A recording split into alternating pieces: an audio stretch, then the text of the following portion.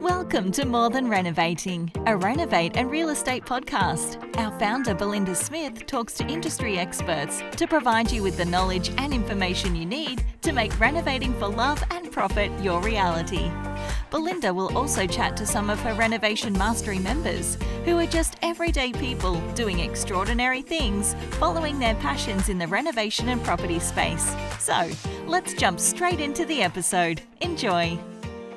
Hi everyone, I'm Belinda Smith and I'm from Renovate and Real Estate, and this is our podcast, More Than Renovating, and today's special guest is Chris Smith, the beautiful Chris Smith from Reno Sketch. And Chris works for me, works with me, trains students on behalf of Renovate and Real Estate, as well as external students with two courses that he represents. One's called SketchUp Made Easy and one's called SketchUp Express. He's a SketchUp expert. Welcome, Chris. Hi, Belinda. Great to be here. Thank you for having me. You're welcome. This is all about finding out more about you personally, where you've come from, how you ended up being in the design industry. So start by just telling me a little bit about yourself. I am a 40-something year young designer and SketchUp expert. I have a partner. We live in inner city Sydney and we've got 2 cats, and I love what I do. I'm also a bit of a baker, coffee enthusiast professionally. I have a interior design background and I've used that to work for myself. I previously worked in professional industry, so now I work for myself. And I also teach the amazing SketchUp Made Easy course so people can learn SketchUp, which is a fantastic 3D design program. I just kind of put all my skills, experience over the years into that course as well. So there's a little bit of interior design input in that course as well. We all the students we meet on a Monday night, and I kind of tutor their questions. A bit about me. The course is amazing. You're great. The students are making progress. It's really nice to have met you, Chris. Okay, so why did you decide to go into the field of design? What attracted you to design? I've always been interested in design, but funnily enough, it wasn't interiors. In school, was very interested in product and furniture design and architecture. I did a couple of work experience placements with architects company and also like a 3D design place. I ended up deciding, I actually studied industrial design, and that was at Swinburne University. But whilst I was in that course, the Swinburne introduced an interior design course, and they offered the industrial design students the opportunity to do some of the subjects of interior design. So I was like halfway through the industrial design course, and kind of after like really the first year of it, I was like, this is not for me. My very best friend actually said to me, I think you'd be great at interiors.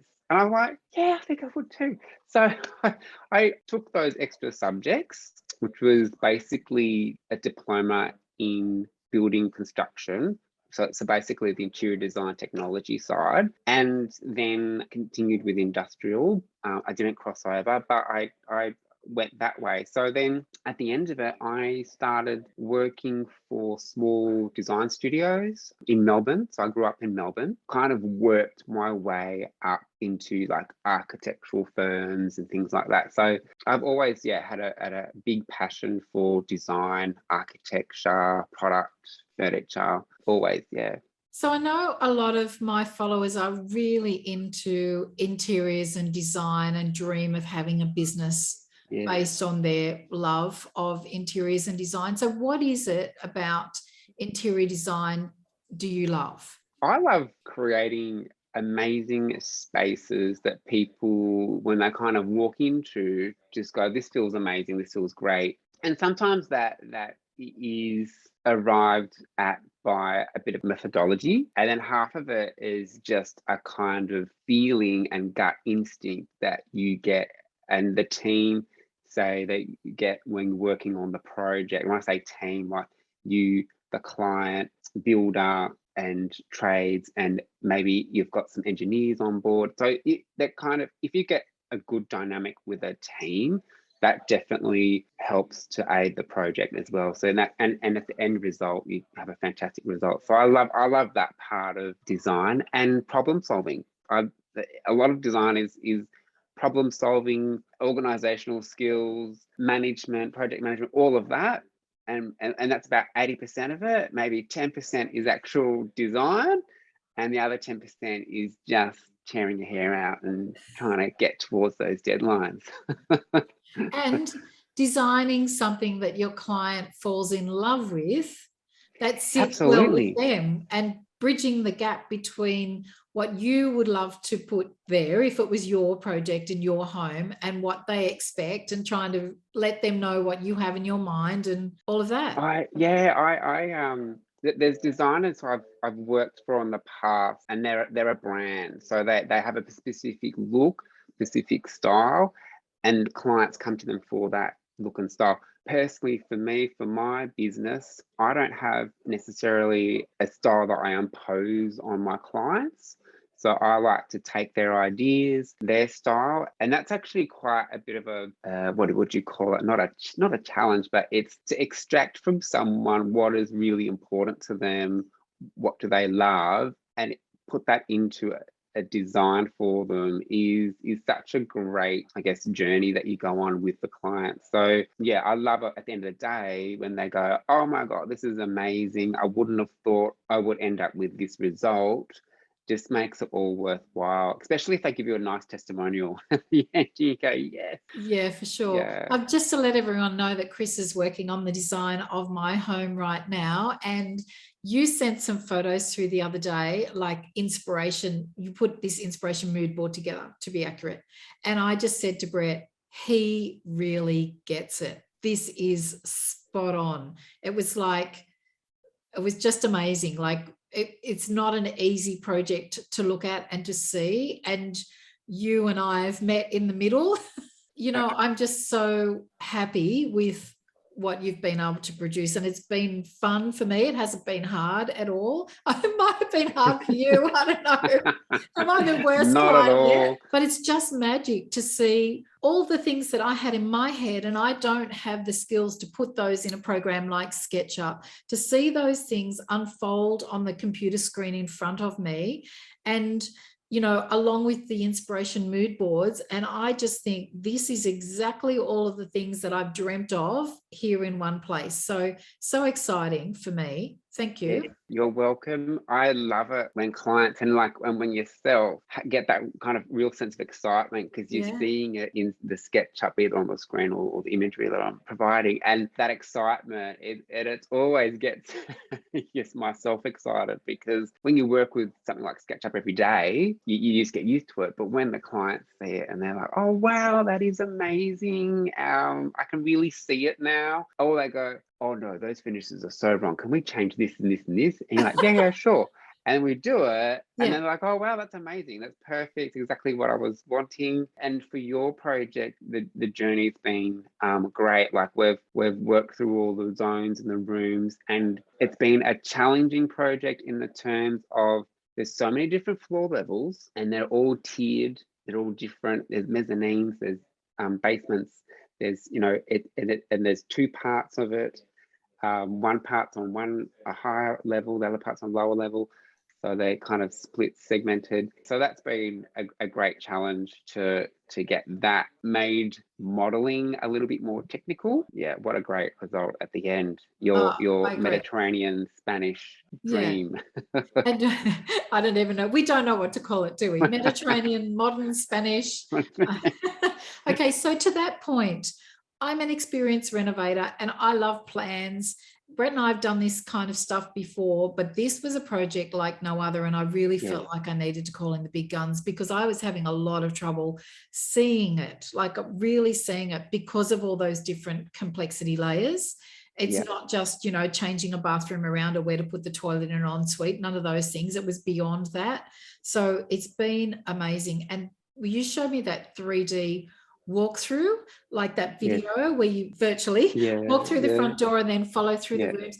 I cried because I felt like I was in the home and it was already completed, and it's a really beautiful experience. So for anybody thinking about SketchUp, either learning it yourself through Chris so that you can develop those skills, or if you're an interior designer and you want to increase your skills and you want to rely on his expertise to help you get there and his support, you can't go wrong. All right, so tell me, what clients are you working with right now, and who, not personal, their personal details, but what client projects have you got up your Yes. sleeve for next year? At the moment, I'm working on an apartment in Melbourne. We're calling it the Penthouse Paradise, and the outdoor area, being the penthouse, is almost as big as the apartment. So we're, introducing a pergola outside to do an indoor-outdoor room, and also just finished an outdoor entertaining area for a client who we know, Cheryl. That was a lot of fun too.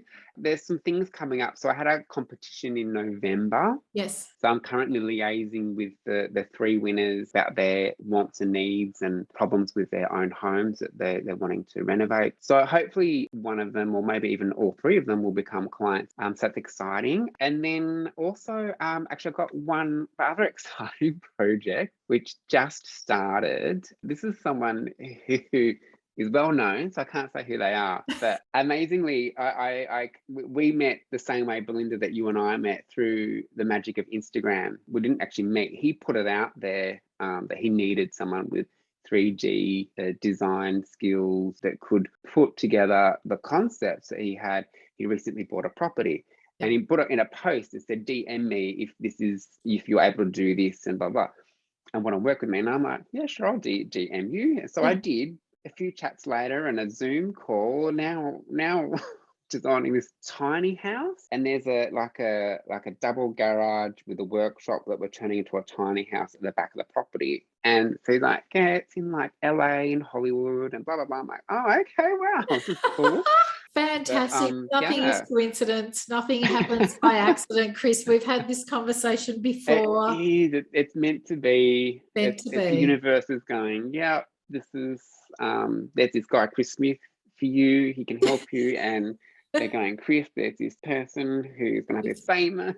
After this, I'm going to find out who that person is. Okay, so, all right. So the advantages of SketchUp and the advantages of being able to design on a computer screen are what? The fact that you can not only see exactly what your concept or ideas are in front of you, that you can manipulate them straight away as well. So if it's the finish or the style or the planning, the layout, you want to change it, you can change it instantly. You can do it all right in front of you before you even go and get any kind of architectural drafting service, pay for that, let alone go to a builder and be halfway through like a build and then go, oh no, this isn't working how I want it to.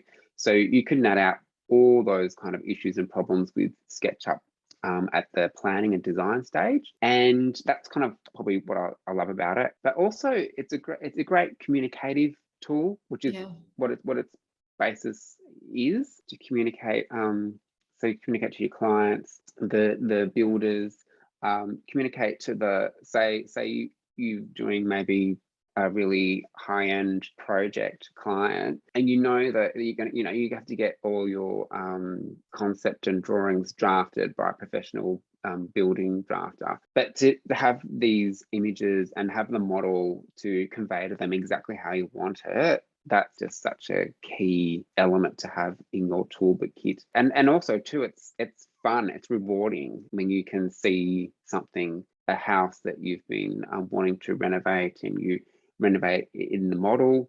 It's just very rewarding. And then the next step is, if you renovate or your client renovates or the client has a builder that builds it, that's the second stage where you get that satisfaction. So that's probably what I love about SketchUp. The most beneficial things for me have been, I've changed my mind every second day about black windows, white windows. So to have that visual, because I can stand out the front in the street and look at the house and try and picture in my mind what the house is going to look like with black windows or with white windows. But to have them in SketchUp, it's like there is no doubt anymore.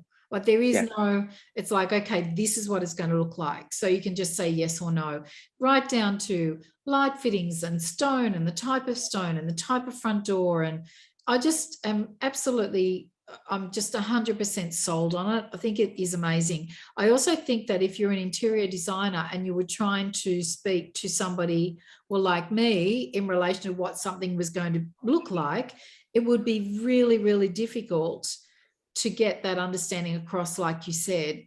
And I've got half a clue. So for the average, for the average Joe who's called an interior designer, without that to bridge the gap, I think it would be a real struggle. Beyond that, my builder is going to be so excited when he turns up and starts to build. He won't have to ask me questions all day long because he'll have this plan he can follow himself. He'll know exactly right down to the millimeter where things are going and what I had in my mind. And then if he comes across issues, that's when he can talk to me because it's a renovation, right? But as he's going, he won't need to question anything. He can question before he gets there too. So to speed up the project, to make it stress-free for me and for the build team, huge advantage. And, the other thing is too, you can hand the builder the model file, and go, because most of them do, they either know SketchUp or at least they know how to open it and navigate a model. So you can even hand them the model and they can have that right there in front of them on site, easy peasy. Oh, what was that kind of detail going to look like? Because if you haven't got it printed out per se, normally you do like a PDF document or your imagery, finishes, etc., XYZ, but maybe there's a part that's not captured in one of the images, so they can just open the model, navigate around, turn the model around, find exactly the bit that they want to look at, like say some stair treads or something, to see the detail of the stair tread and how it's going to go, whether it's just like a simple miter joint or whether you've got like a bit of metal trim, and I can see that straight away and then go, yeah, okay, that's what it's like. Almost that model almost becomes a document in itself as well, as long as everything's correct. I trust that it is. I would probably still have a disclaimer to the builder, just double check, My disclaimer will be speak to Chris. That'll be mine. Speak to Chris. Not my fault, speak to Chris. Anyway, it's just so exciting to see it like that. I think SketchUp is amazing. And I think it's the first time really, or you're the first time I've really worked with an interior designer. As a renovator, Brett and I have always figured stuff out. I like to choose bits and pieces. I could put tiles together, and a lot of people can, but it's just so good to have it all sorted in advance. A lot of people can, but in the renovation space, it means quite often that they're running around last minute going, oh, I've got to get the tiles for the bathroom by Monday, and I've got to get, or there's a last minute change in something like floor tiles, and that has a knock-on effect with all of your other selections. So it's really nice to get everything organized in advance to make that actual renovation calm.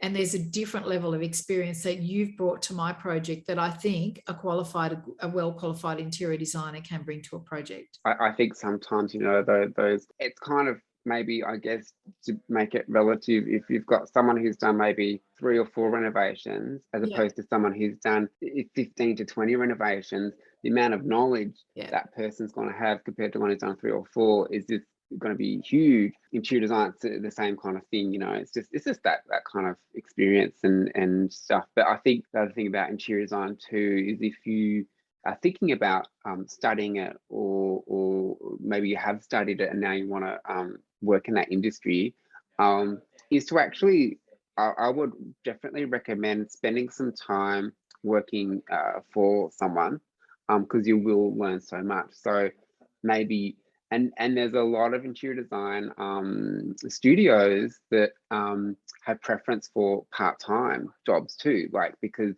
there's a lot of women in interior design, there's a lot of mums, so they can't work full weeks, or they've been on maternity leave, and they're not wanting to go back full time. So you can get jobs in studios for 2 days a week, say, and you can get that experience. You can, and then work for yourself in your own time as well, or when you decide to work for yourself, you can take that knowledge on with Yeah. you. So And start to develop your own brand. And so, you start to be sought after as an independent. But definitely too, one of the benefits of working for someone else is you tuck underneath them, you get to share their experience. Also mistakes, or if you do anything that's not quite right, in the end you're not ultimately responsible, they are, if they're the company. So there's a lot of advantages for gaining knowledge and while you're working with somebody else. Yeah, actually, I will mention, so as of this year now, everyone is now accountable, which is very scary. Ooh. So they've changed the laws. So as architects are registered, now it's interior designers have to be registered. It's not the same, it's not, but you have to be a member of the interior design. And that all came about with all the new laws that are related to construction, that's about all the developments and builders and all the rest, which you would know. Yes. So interior designers are now going to be accountable as well. Yeah. Wow, so that has flowed right through the food chain, hasn't it? Yeah. Well, yeah, definitely. So nothing like a few multi-level development building collapses to make the industry to make the government take a really good look at the industry and go, something's not quite right here. Maybe we need to get everyone to lift their game. So anyway. Yes. So, but I think if you're renovating, it's a different kettle of fish. I was going to blame you if my house fell over, Chris. Well, yeah, well, that'll be an architect or a structural engineer, but it's things, it's simple things like you specified a floor finish in a wet area, and then someone slips, falls, breaks their back or something, and you're going to be sued, and they can actually get you. So anyway, well, we're all insured. We're getting off track. Not off track. Everyone's got to be properly insured, but okay. Yeah. Well, very exciting for interior designers. I think there's and very exciting times for renovators. There's a lot of property development going around. Builders are busy at the moment. Getting product is not as easy as it used to be, but where there's a will, there's a way. And perhaps if things are a little bit more expensive, then a lot of my renovators are copying that, because at the end they're also selling their properties very, very well. So it's just interesting times in the market. So Chris, where did you get most of your experience from?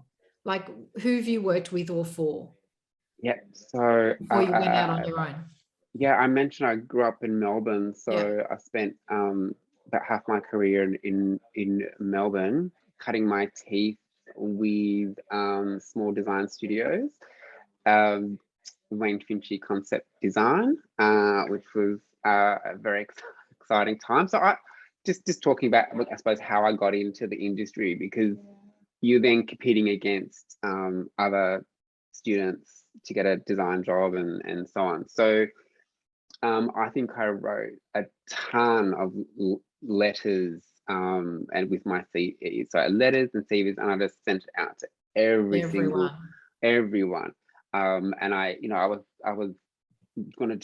willing to do anything, any jobs, didn't matter what it was. And so my first job was Wayne Finchy Concept Design, and he does retail and hospitality.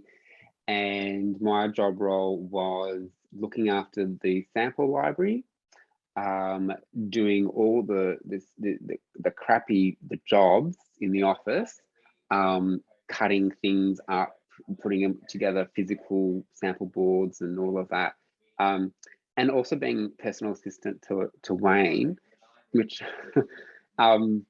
was actually quite good, because you actually sat with the owner of a business and got access to everything about their business.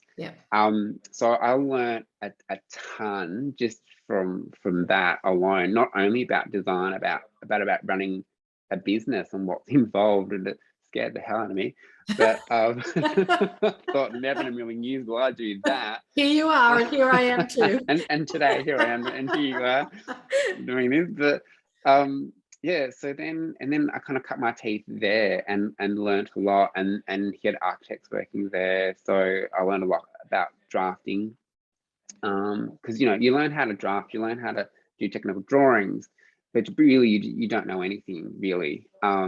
so kind of learned a lot there, and then I worked for a couple of other small studios, bar studio, who do really high-end resort hotel work. So I kind of my learning then went next level into high-end design, and that kind of carried me quite a way, learning all of that. So and then moving forward, I went into architectural firms, Buchan Group, Melbourne, great company, with them for a while. And then after like the GFC and all of that, and through tough times in 2009, we won't go into all those stories. But I ended up in Sydney. A very good friend of mine who was living here said, he was a retail design manager back. I'd worked with together previously in Melbourne, and she was working in interior design back then. So she was a retail design manager here in Sydney this was back, 2009. So they were doing the Rhodes shopping centre complex. Yes. Yep. So she was part of the team responsible for that. And she said, "What are you doing?" I said, "Well, nothing." She said, "Why don't you come to Sydney?" She said, I've got this private project doing a house for one of the clients. So want to come and do it. And so I came up there. I did all the SketchUp model for the house. Fantastic with them, collaborated on the design. And I really loved it. I loved it up here as well. And I thought I'd like to see, what kind of work's going on. Then I ended up landing a job with Greg Natali for a contract role. And funnily enough, 2 projects that he got me to contract to do was to document retail fit outs that was going into the Rhodes shopping centre. Oh. So small world. And then I worked on a couple of residential projects of his as well. So just, like high profile kind of, Astor building in the city, and there was a house in Paddington, house in Wallara, and there was like this kind of estate house out in what's that forest? Hang on, down near Bowral, but it's called something. Sutton Forest. Sutton Forest. That's yes. it. Yeah. Something like that. It was a big, massive house. And ended up in like all the magazines. That was a lot of fun. It was a turnkey project. So we were there at the final stages in the house with steam irons and things, like putting all the bed sheets on the beds and doing all of that, which is, that's a rare that last project. Frenzy. Oh, Oof. absolute frenzy, vacuuming and all of that. So the first time I ever did that for a project. But so then, and then I've kind of I then went and worked for Design Inc. Sydney. So I went back to more like architectural corporate environment and did workplace and worked on schools projects, admin projects, things like that. So libraries, so kind of did a whole lot of other stuff. And then I thought, wow, I'm kind of ready to take a plunge. I took a bit of a plunge actually a couple of years back, and I was doing some retail fit outs under my own name, and it didn't go very well. I had no idea about business, so I also knew how to kind of learn along the way about setting up business and things you need to do. Running a business was a whole different thing, and I didn't know what I was doing, and I didn't have a support network behind me, which I think is one of the most important things to do and have support network behind you. Yeah. People that are aligned with what you're doing. Yep. Who have been there and done that, and you can ask them to provide. Like, you have been an amazing mentor on that side as well for just general chit chats, and also some other people I draw upon. So this time round, when I departed the commercial working for an architect firm and going out on my own, I kind of had learnt my lesson. Yeah. And a very good friend of mine who went and worked for themselves, she said, you know, 2 to 3 times you could potentially fail. I think the statistic is 4 or 5 goes at a business. You might not necessarily fail, but evolve into something else. Yeah. Thinking that wasn't quite the right structure, or wasn't quite the right whatever have you, and then you kind of evolve it into something else. So that kind of network and background supports, keeps you going, yeah, here we are. Here we are. So to that, every business, and particularly interior designers, when they come out of interior design school, they're told to go and just run a business. Every business has so many facets of learning, even right down to how to sell your services so that people say yes and not no, and don't haggle on price, how to get the lead, how to convert that lead into a buying, paying customer, how those people are going to find you, and then how to process them, and then how to do the design. There's a lot to it. And I think that some of the design schools aren't full enough in their description of what it actually involves when you get out of design school to make yourself one cut above everybody else, to hustle for work, to get that start, to form that network of support around you, to really get your business off the ground. And, you know, I'm all about businesses. Well, I'm also about property, but I'm about businesses that earn substantial amounts per month, you know, and that's leverage and scaling and all of those kinds of things. I'm not just about staying with one client at one time. So I think it's also evolving your business to grow and scale so that you can earn the income that you deserve. That's it in a nutshell. So I love the way that you've just jumped all in. Chris, you've been all in. So when you talk about, hey, all of this just happened, was it a coincidence? No, it wasn't a coincidence. You've worked so hard since we first met just over 12 months ago. Yeah, you've worked so hard. And I haven't actually mentioned that was one of the key elements was, you know, and I think I mentioned to you, Belinda, once, you know, when I was, you know, working away using SketchUp at work, thinking, how awesome would it be if I just had my own business, just using SketchUp, just, and that was my business. And over the kind of previous 2 years before I decided, I was thinking about it a lot. And then when I kind of started building up a bit of personal brand folio, was probably around about the time that you just kind of knocked on my Instagram door and was like, hello, really like what you do. Would you consider doing a SketchUp course, how to teach SketchUp course? And I think I said, let's just meet for lunch. I don't think I told you. Yeah, I don't think I told you all the details up front.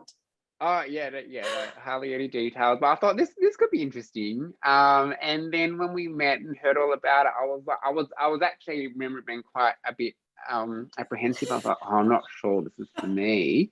And you paid for lunch. And I paid for lunch. I got home and I said, I met this Chris, he's such a nice guy, he's perfect for it. He paid for lunch and he said he'd do it, but I could see the expression on your face at the end of that lunch. It was so funny. But anyway, God bless, you've just done so well. But that was actually the moment I thought, yes, this is it. This is the time. Like, because forever debating in your head, maybe it's not the right time right now. It's never the right time. Never the right time. And then I was like, yeah, this is it. Let's do it. Let's go. Yeah. Those little messages, gentle hints that are sent to us by I don't even know who or why. I think we shouldn't ignore. All right. So thank you so much for joining me today, Chris, on my More Than Renovating podcast /YouTube.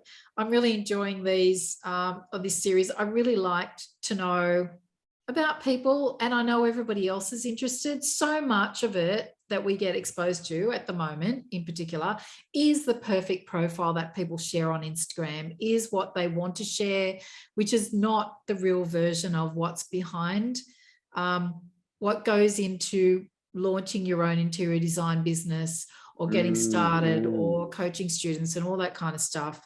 So thanks for being so open and honest with me today, Chris. In closing, here's your question. If you could give one piece of advice to anyone thinking about launching a career in the design field, what would it be? Oh gosh, I would maybe, just some words are coming to mind. Methodical, and just persistent. Like just keep going, keep doing, that's probably one of the key things as well. And to help you be methodical and help you to keep going and be kind of consistent and all of that is having, that network. So whether it's business support, whether it's design, like I have weekly catch-ups with an ex-colleague, and she's working for herself. She hasn't kind of gone quite out there as her own business as much as I have, but so we catch up every week, and for both of us, that is such an important thing to do, because we're both working from home. We're kind of a little bit cut off. So having that, and we do peer reviews. So we review each other's work. We did a collaboration project earlier this year as well. Fantastic. So, I think it's having that network support behind you, and then just keep hammering away and chipping away and just keep going. Yeah. That's me all day long. I always think that resilience beats intelligence or skill all day long. Just keeping at it. Keeping at it. Most important. And that's probably something that I learned in uni days when I thought I did really well on a project. I got really bad marks for it. And there was this other student who I thought did like a piece of crap. But she ticked all these boxes, and she had been consistently hitting these marks, like goals, like boom, boom, boom, boom.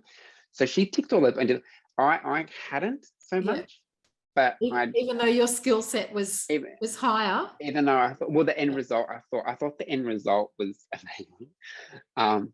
Anyway, but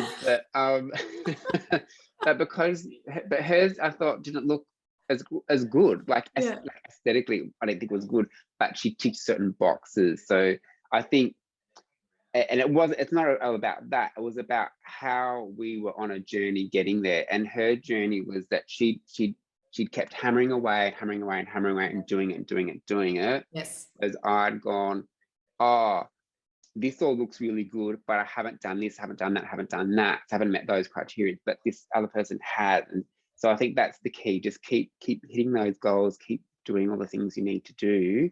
And you'll be sorted.